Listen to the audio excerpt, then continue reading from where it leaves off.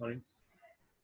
सो कल हम switching techniques के बारे में पढ़ रहे थे और पैकेट स्विचिंग मैंने आपको एक्सप्लेन किया था और थोड़ा बहुत उसमें पढ़ा था कि किस तरीके से डेटा को छोटे छोटे टुकड़ों में यानी पैकेट्स की फॉर्म में डिवाइड किया जाता है एक नेटवर्क में थ्रो करने के लिए, ट्रैवल करने के लिए, ताकि एक कंप्लीट जो डेटा है आपका या फिर जो भी मैसेज है, टेक्स्ट मैसेज हो सकता है, ऑडियो हो सकता है, वीडियो हो सकता है, आपकी डॉक्यूमेंट फाइल हो सकती है, वो भी मल्टीपल फॉर्मेट में होती है, पीडीएफ हो सकता है, पीपीटी हो सकता है, डॉक हो सकता है, एक्सएलएस हो सकता है, एक्सेल की फाइल हो सकती है। तो छोटे छोटे टुकड़ों की फॉर्म में भेजने का रीजन क्या था कि नेटवर्क पर बर्डन नहीं पड़ रहा था। ठीक है। और उसका जो प्रोसीजर था, सेंडर के एंड पे एक डिवाइस था, वो उसको पैकेट्स में, टुकड़ों में डिवाइड कर रहा था पैकेट्स के फॉर्म में, और रिसीवर के एंड पे भी एक डिवाइस है जो उन पैकेट्स को वापस ओरिजिनल फॉर्म में, जिस ओरिजिनल फॉर्म में सेंडर ने भेजा है उसी फॉर्म में बना रहा था। अगर वो उस फॉर्म में नहीं पहुंचा है तो यहाँ पे क्या होता है कि सेंडर दोबारा से उस मैसेज को भेजेगा जो उसके डिवाइस है, क्योंकि वो जो मैसेज भेजा है वो डिवाइस थोड़ी देर के लिए स्टोर करता है अपने पास, तो उस मैसेज को दोबारा शूट करेगा इन केस रिसीविंग एंड पे उस डिवाइस को मैसेज का सारे पैकेट्स नहीं पहुंचे due to any noise and distortion on the way. ठीक है। तो कल हम देख रहे थे, जैसे आप यहाँ पे ये इमेज दिख रही होगी आपको एग्जांपल में। तो फर्स्ट यहाँ पे मान लीजिए ऊपर सेंडर है, नीचे रिसीवर है। ठीक है। यहाँ पे हमने पैकेट्स को शूट किया, तो पहला पैकेट इस वाले वे से गया, सेकंड पैकेट बीच वाले वे से गया, और तीसरा पैकेट ने लेफ्ट लेफ्ट जो रूट था वो पकड़ा। ठीक है। तो आपके तीनों पैकेट रिसीविंग एंड पे पहुंच चुके हैं। ठीक है। तो ये था आपका पैकेट स्विचिंग। और कल हमने यहाँ पे कुछ टीसीपी के बारे में पढ़ा था, आईपी के बारे में पढ़ा था। ठीक।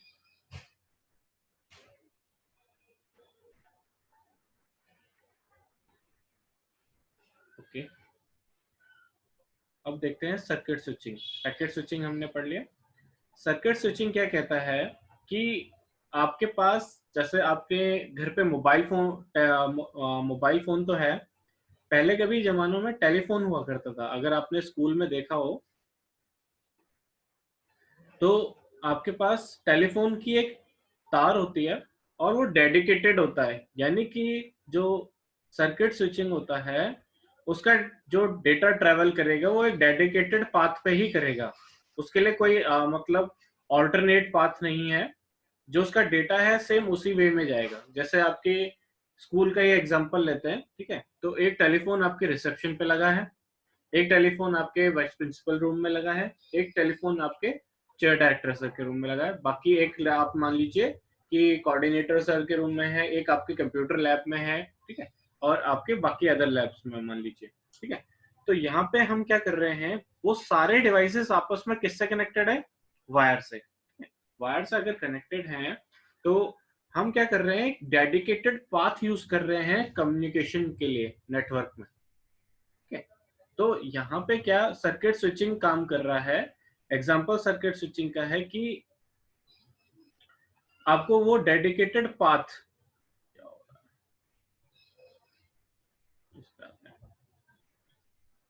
ठीक, यह है सर्किट स्विचिंग आपके पास।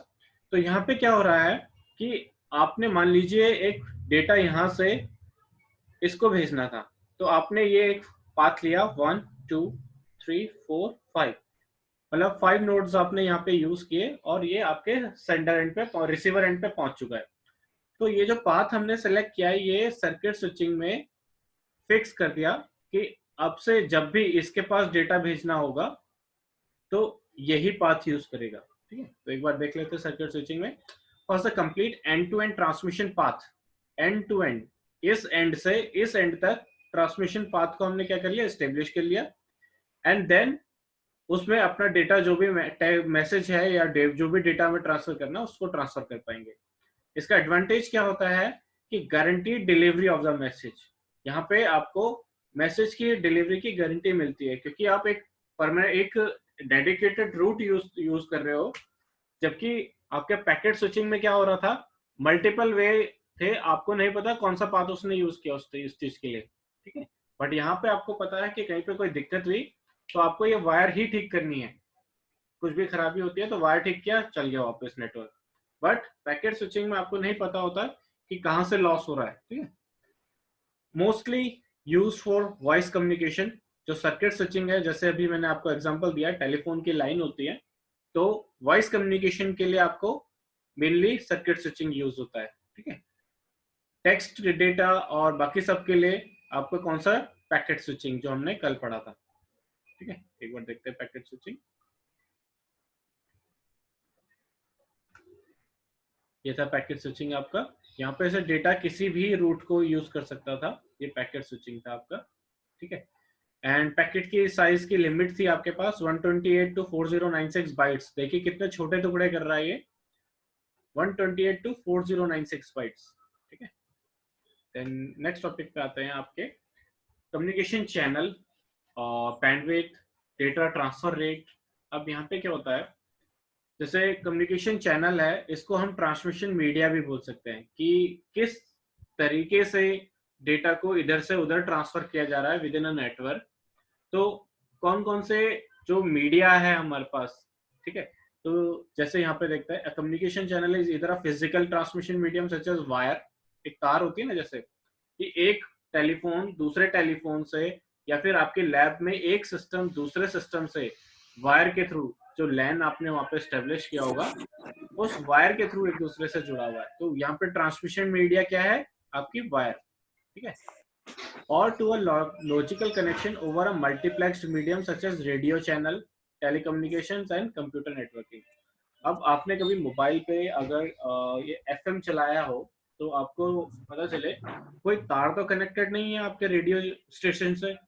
आप क्या कर रहे हो, रेडियो सिग्नल्स, उसने एक फ्रीक्वेंसी होती है, जैसे जब भी एफएम चलाते होंगे तो जैसे 93.5 हो गया, 95 एफएम हो गया, ठीक है, 94.6 हो गया, इस तरीके से एक फ्रीक्वेंसी की रेंज होती है। उस रेंज पे वो एफएम वाले अपने सिग्नल्स को ऑल ओवर डायरेक्शंस शूट करते हैं। और अगर आपको उस डेटा को ग्रैब करना है, कैप्चर करना है कि उस सिग्नल में क्या चल रहा है, तो आपको अपने एफएम को उसी फ्रीक्वेंसी पे सेट करना पड़ता है।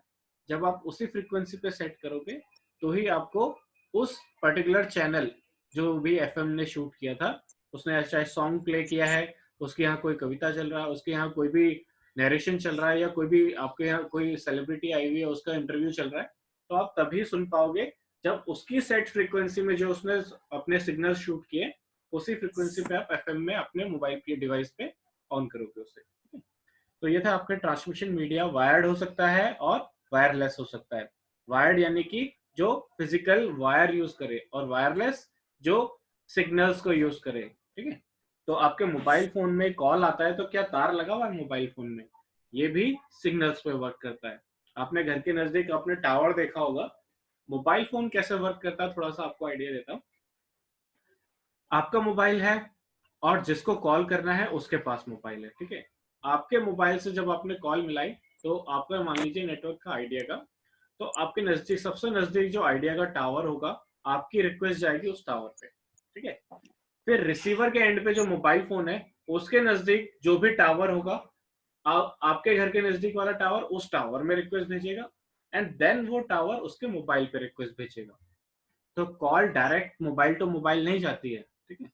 कॉल पहले मोबाइल से आपके घर के नजदीकी टावर में, वो टावर उस मोबाइल फोन के घर के नजदीक वाले टावर में, और फिर उसके मोबाइल में रिक्वेस्ट जाती है कॉल की। आपको समझ में आया? तो इसीलिए कई बार आपको लगता होगा कि यार मेरे को कभी नेटवर्क का इश्यू नहीं आया, अचानक से ये इश्यू क्यों आ रहा है। तो जरूरी नहीं है कि आपके नेटवर्क कंप्लीट आने पे, आपके घर के नजदीक टावर बेटर होने पे ही, कई बार उसमें भी खराबी हो सकती है। तो एक दो दिन लगते हैं ठीक होने में, एक दो दिन के बाद नेटवर्क फिर से ठीक हो जाता है, ठीक है। तो जो आपके मोबाइल फोन से कॉल ट्रेसेस होती हैं, कॉल की ट्रैकिंग होती है, जैसे चोर कैसे पकड़े जाते हैं पुलिस के थ्रू, तो उसमें यही चीज यूज होती है। जब आप कॉल करते हो तो आपके मोबाइल का IMEI नंबर और आपके सिम पे 16 डिजिट का नंबर होता है। ये दोनों रिक्वेस्ट आपके घर के नजदीक वाले टावर पे जाएंगी जब आप कॉल करोगे किसी को, क्योंकि उसको नहीं पता आपका सैमसंग का मोबाइल है या रेडमी का मोबाइल है या किस ब्रांड का है। बट दैट टावर मैटर्स, उस टावर के लिए क्या मैटर करता है, आपके 16 डिजिट सिम का नंबर और आपके मोबाइल का जो IMEI नंबर है, वो दोनों की रिक्वेस्ट उसने ली, उसने आगे शूट करी, उस टावर पे रिक्वेस्ट आई कि इस वाले डिवाइस के लिए जो आपका मोबाइल नंबर होता है उससे आपके सिम का 16 डिजिट नंबर वो ट्रेस करेगा कि इसको कॉल जानी है, तो उसने उसको कॉल की। इस तरीके से क्या होता है, गवर्नमेंट के पास आपके मोबाइल की डेटा जारी होती है, और जब भी जहां भी नीड पड़ती है आपका फोन टैप किया जा सकता है, आपको सर्वेलेंस में डाला जा सकता है। ठीक है, तो ये चीजें आपको यूज होती हैं कम्युनिकेशन नेटवर्क में। ठीक है, तो नेक्स्ट टॉपिक है आपके पास बैंडविड्थ। क्या होता है यहाँ पे, the amount of data that can be transferred from one point two another, एक पॉइंट से दूसरे पॉइंट पे कितने अमाउंट का डेटा भेजा जा सकता है, that is your bandwidth. It is a measure of range of frequencies A transmitted signal occupies. मतलब एक पॉइंट से दूसरे पॉइंट पे कितनी अमाउंट ऑफ डेटा, कितना फ्रीक्वेंसी एक टाइम पे हम भेज सकते हैं, दैट इज योर बैंडविड्थ। ठीक है, बैंडविड्थ जो होती है हमारे पास hertz, kilo hertz, mega hertz में नापी जाती है। ठीक है, आगे बढ़ते हैं। Data transfer rate is the amount of data in digital form that is move from one place. आप लोग म्यूट कर दीजिए बेटा, आपके पीछे से आवाज आ रही है, मैं कर देता हूँ।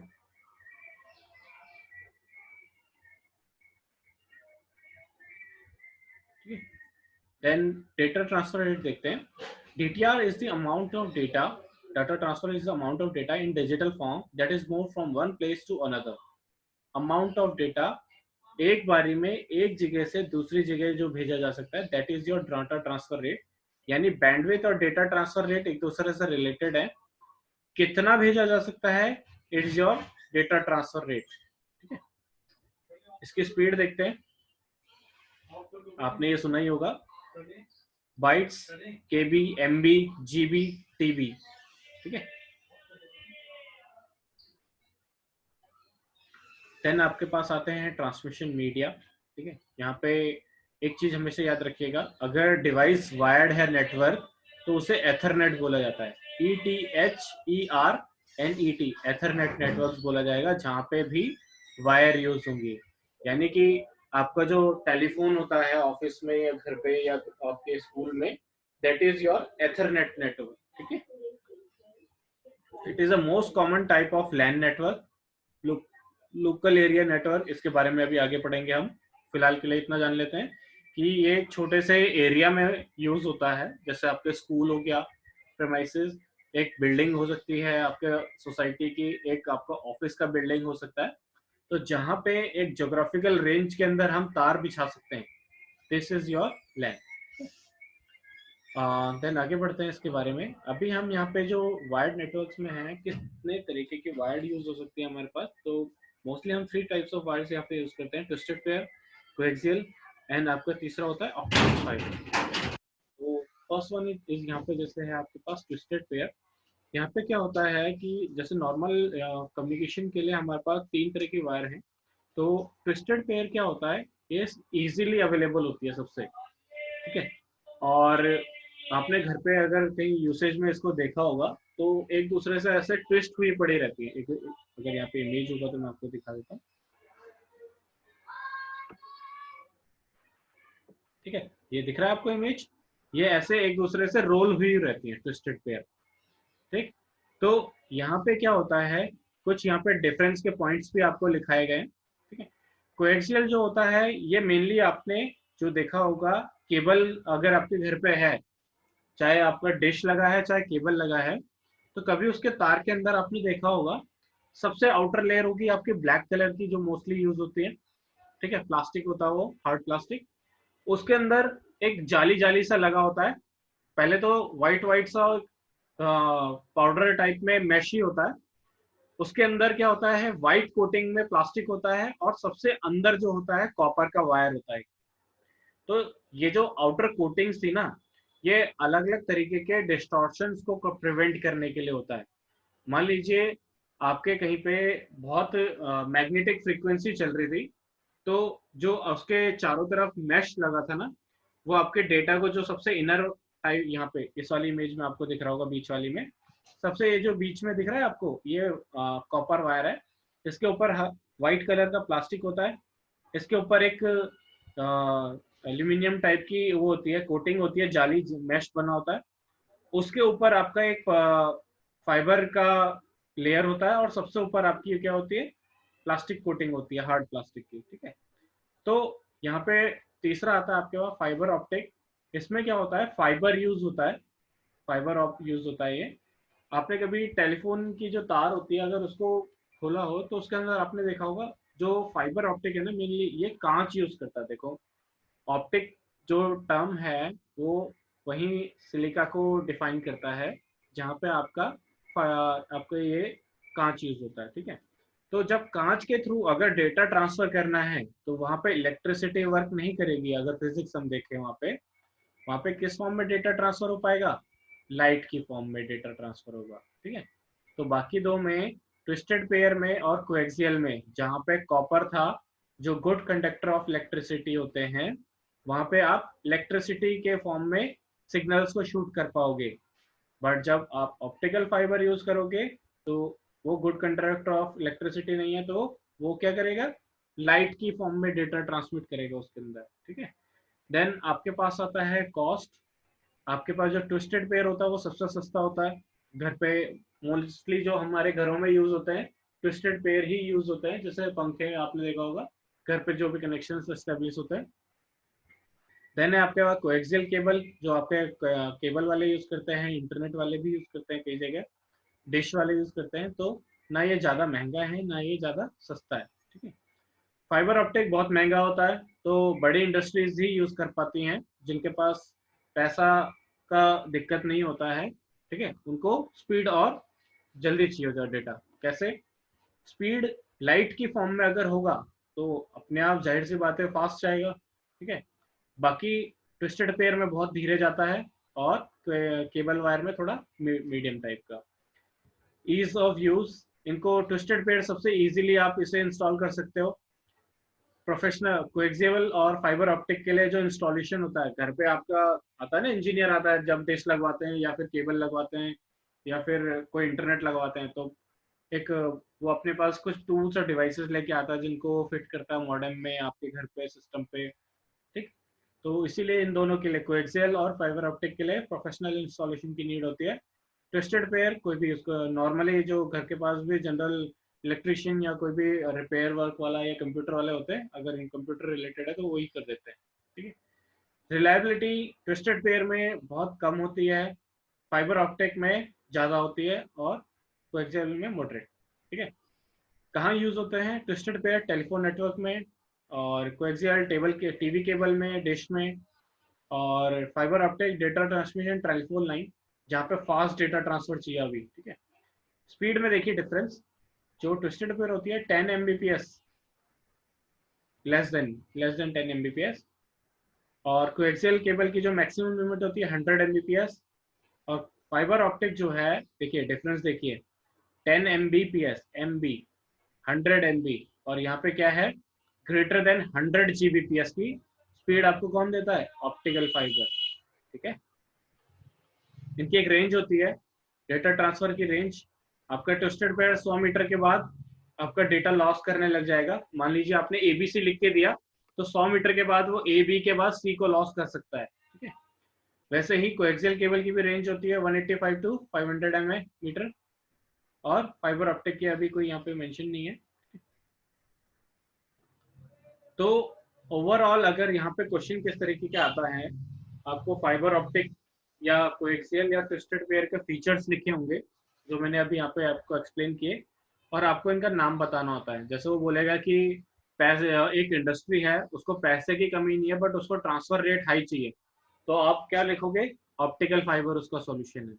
फिर आप दूसरा है, मान लीजिए एक और एग्जांपल है कि मतलब पैसे तो हैं बट उसको डेटा ट्रांसफर उतना ज़्यादा अच्छा नहीं चाहिए, तो आप कोएक्सियल केबल लोगे।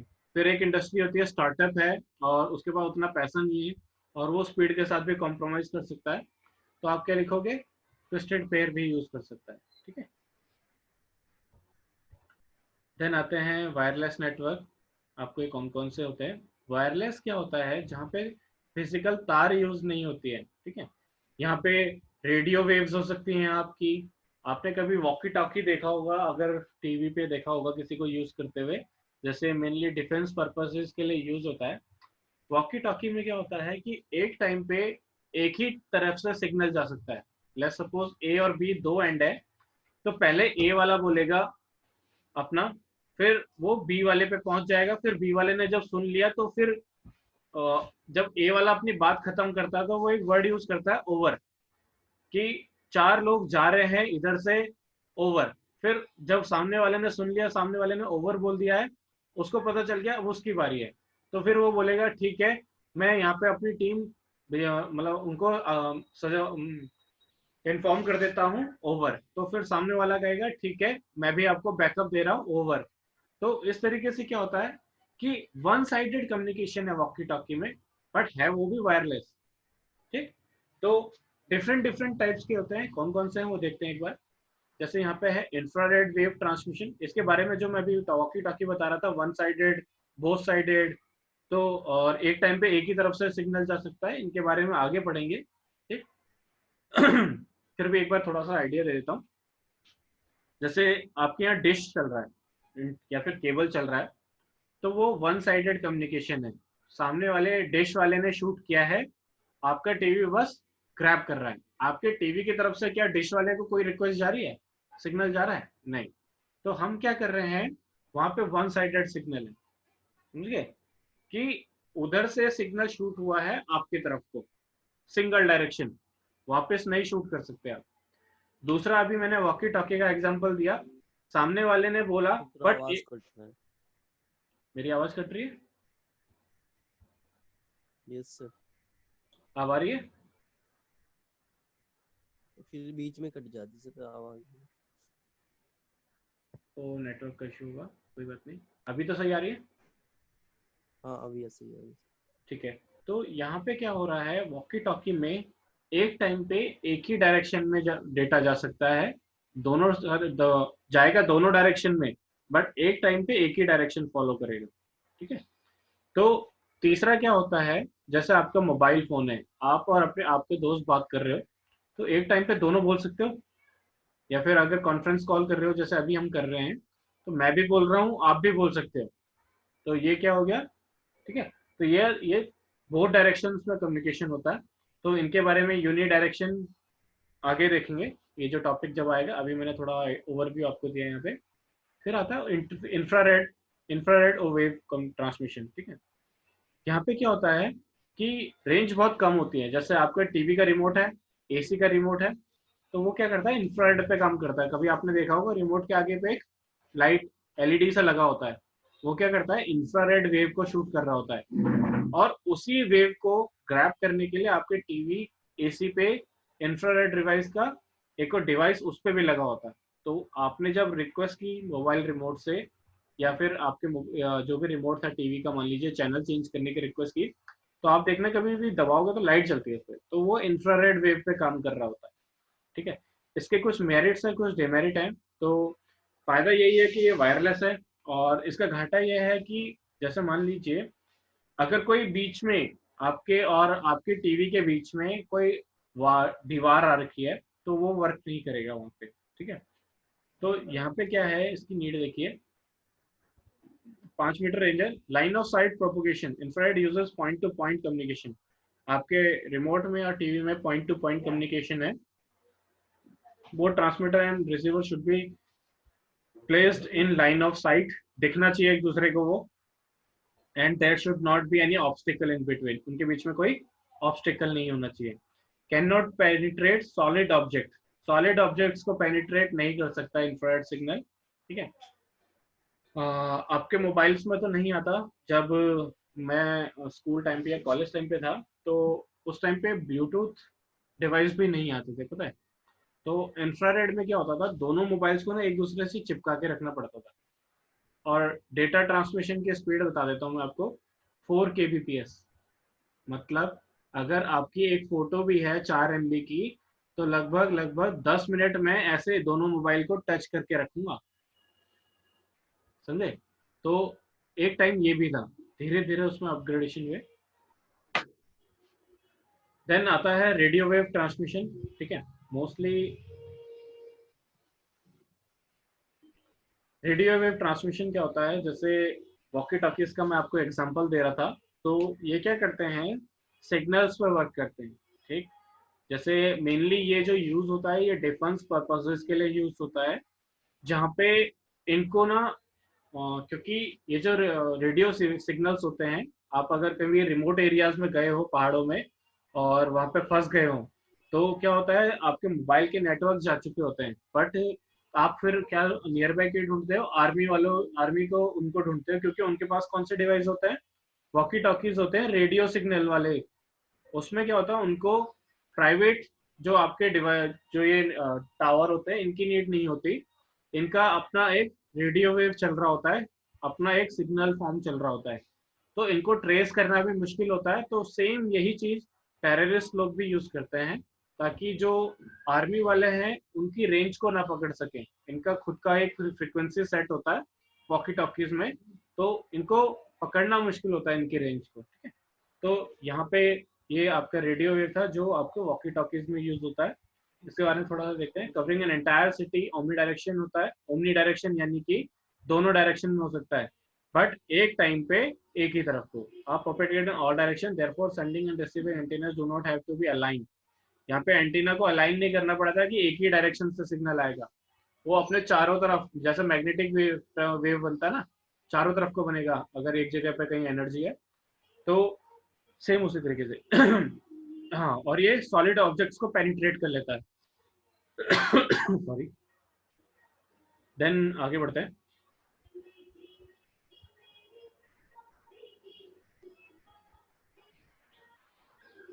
Microwave, a form of radio transmission that use ultra high frequencies. It is a point to point rather than broadcast, ठीक है। Transmission system, additionally each antenna must be with in line of site. यहाँ पे क्या होता है, अगर मुझे कुछ भी डेटा भेजना है तो सामने वाला मेरे को दिखना चाहिए। कभी आपने सोसाइटीज में इंटरनेट लगा हो देखा हो, तो आपने देखा होगा इंटरनेट वाला आके ना छत पे डिवाइस लगाता है और एक उसको डायरेक्शन में सेट करके रखता है डायरेक्शन में सेट करके रखता है कि उसका जो मेन ऑफिस होगा जहां से वो ट्रांसमिट कर रहा है, उस सोसाइटी के लिए वो इंटरनेट उसी डायरेक्शन से जो सिग्नल आ रहे होंगे उनको ग्रैब करेगा, और फिर उस डिवाइस से तार जा रही होंगी पूरी सोसाइटी में। तो यहाँ पे क्या नीड पड़ती है, इसको आपको माइक्रोवेव वाले को डायरेक्शन सेट करना पड़ता है आपको, ठीक है। देन आते हैं सैटेलाइट कम्युनिकेशन पे।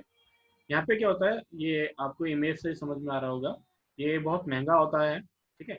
यहाँ पे क्या होता है, फर्स्ट डिवाइस सेकंड डिवाइस से कम्युनिकेट करने के लिए सैटेलाइट्स का यूज लेता है। सैटेलाइट इन द सेंस जो आपके ऑर्बिट में हमारे अर्थ के चल रहे हैं। यहाँ पे सैटेलाइट फोन्स आते हैं आपके पास, जीपीएस नेविगेशन आते हैं, इंटरनेट मोबाइल फोन जो है सब सैटेलाइट पे चल रहा है आपका। देन आते हैं नेक्स्ट टॉपिक पे। सैटेलाइट कम्युनिकेशन बहुत बड़ी रेंज ज्योग्राफिकली ओवरऑल सबको ही कवर करता है, सब बोले तो। देन ये आपके पास कई बार एग्जांपल डिफरेंस आ जाता है माइक्रोवेव और ऑप्टिकल फाइबर में डिफरेंस के लिए। तो microwave is also known as radio links और between many companies for decade most of the mobile cellular networks use microwave to connect their cell towers to the networks.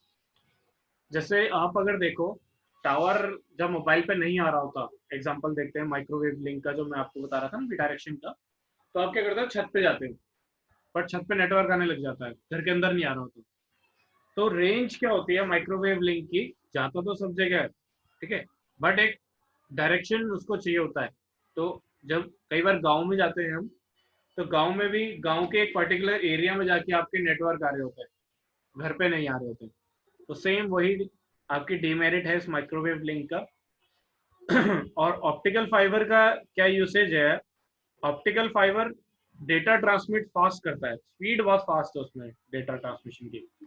Microwave link में बहुत fast तो होता है but उतना नहीं, क्योंकि optical fibre physical है, लाइट की फॉर्म में डेटा ट्रांसफर करता है, तो as compare to microwave link fast होता है।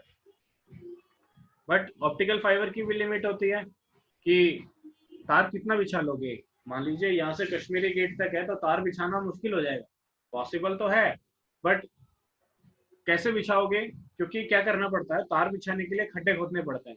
अगर खड्डे नहीं खोदोगे तो ऊपर पोल पोल लगाने पड़ेंगे, पोल का खर्चा आएगा, पोल के लिए भी खड्डा करना पड़ेगा जहाँ गाड़ने पड़ेंगे। तो क्या होता है, ऑप्टिकल फाइबर इंस्टॉलेशन कॉस्टली इसलिए पड़ जाता है।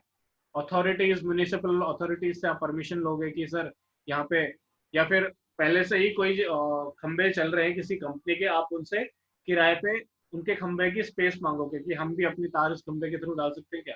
या फिर अंडरग्राउंड पहले से किसी ने खोदा हुआ है तो आप उसी को पैसे देके थोड़ा से उसी स्पेस को यूज कर लोगे। ठीक है, तो ये था आपका डिफरेंस इन दोनों में, क्या फायदे हैं क्या घाटे हैं इनके। देन आता है आपके पास नेटवर्क डिवाइसेस, कौन कौन से किस किस टाइप के होते हैं। एक नेटवर्क में, नेटवर्क को पॉसिबल बनाने के लिए सॉफ्टवेयर और हार्डवेयर दोनों का इम्पोर्टेंस है। तो हार्डवेयर के बारे में अभी यहाँ पे समझाया जा रहा है। ठीक है, एनआईसी होता है आपके यहाँ पे। एनआईसी जो यहाँ पे ये बोल रहा है जिस तरीके से, तो हम यहाँ पे क्या करते हैं कि एक डिवाइस से दूसरे डिवाइस में जब डेटा भेजना है तो दोनों के एंड पे एक डिवाइस होता है, एनआईसी बोलते हैं इसको। ठीक है, एनआईसी क्या करता है, हमें हमें हेल्प करता है उसको रिसीव करने में, सिग्नल को एक जगह से भेजने में और दूसरे एंड पे उसको रिसीव करने पे। ठीक है, जैसे एक एग्जांपल अगर हम लेते हैं,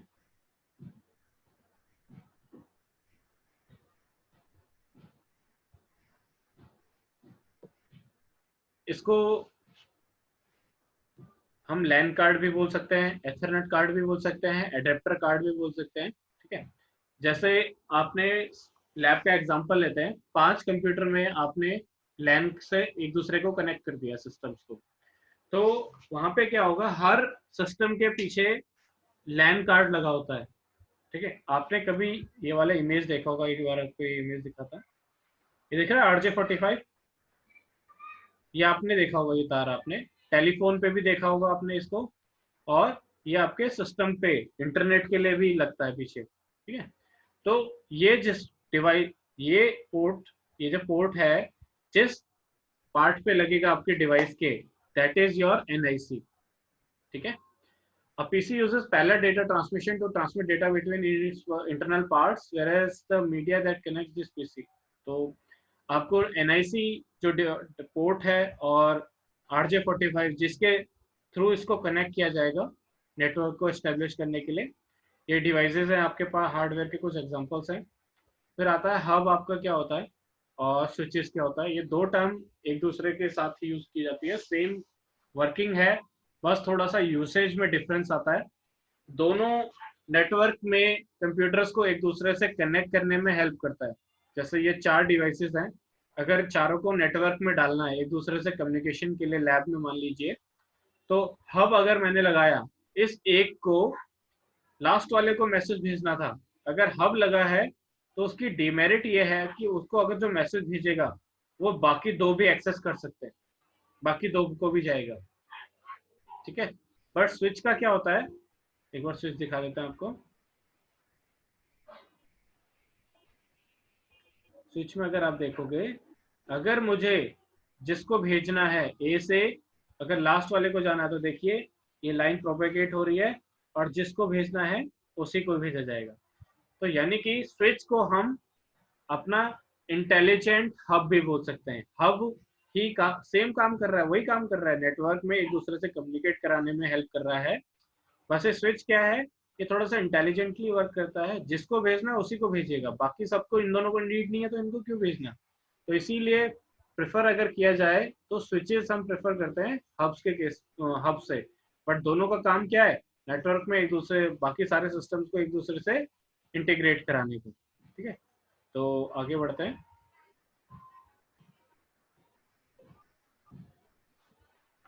देन नेक्स्ट टॉपिक आता है आपके पास मॉडेम। यहाँ पे एक एग्जांपल है, इसके बारे में बताएंगे तो बहुत इजीली समझ में आएगा। सेंडर और रिसीवर के बीच में दोनों एंड पे मॉडेम लगा होता है। मॉडेम क्या करता है, डिजिटल सिग्नल को आपके एनालॉग में कन्वर्ट करता है और रिसीवर एंड पे एनालॉग को वापस डिजिटल फॉर्म में। यानी अगर यहाँ से मैंने कोई मैसेज भेजा है डिजिटल फॉर्म में था, तो उसे उसने कन्वर्ट किया मॉडेम ने, तो मॉडेम की फुल फॉर्म ही है एम से मॉड्यूलेशन और डीईएम से डी मॉड्यूलेशन। ठीक है, जो आपका डिवाइस यूज होता है ना, आपके घर पे इंटरनेट लगता है तो मॉडेम लगा के जाता है, तो यही कर रहा होता है, मॉड्यूलेशन डी मॉड्यूलेशन। आपके सिस्टम से जब नेटवर्क में जाएगा तो उसे एनालॉग सिग्नल में कन्वर्ट कर देता है, और जब डिवाइस जिसके एंड पे भेजना था डेटा, वहां पे वापस उसे डिजिटल फॉर्म में कन्वर्ट कर देता है। ठीक है? तो ये था आपका मॉडल।